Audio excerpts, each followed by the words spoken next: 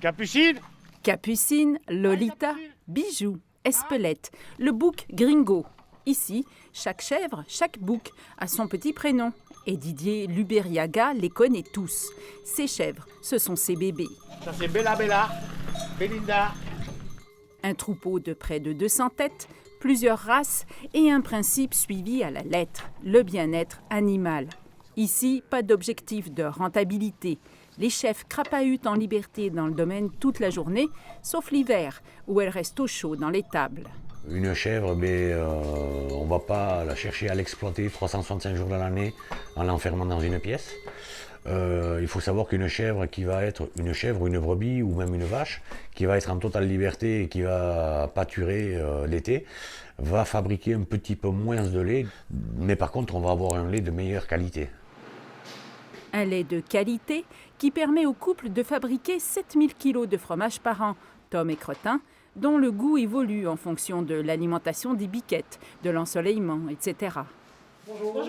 Bonjour. La majorité des fromages produits sont vendus directement à la fromagerie. Ils se retrouvent aussi dans les épiceries fines et les restaurants gastronomiques de Québec et Montréal. Acheter local, c'est ce que préconise ce couple qui a quitté la France en 2010 pour acquérir ce domaine de 50 hectares dans la région de Charlevoix. Didier fait partie des agriculteurs québécois qui sont contre le CETA, l'accord de libre-échange Canada-Union européenne. Qu'est-ce qui justifie qu'on fasse venir des produits d'Europe? Qu'est-ce qu'on envoie de la viande canadienne en Europe? Il y a des producteurs de viande en France. Il y a des producteurs de fromage, et la preuve, au Québec. Il y en a au Canada. Alors, l'intermondialisation, tout ça, il faut arrêter, quoi. Et quoi de mieux pour sensibiliser le client à la cause que de lui offrir de parrainer une chèvre du troupeau.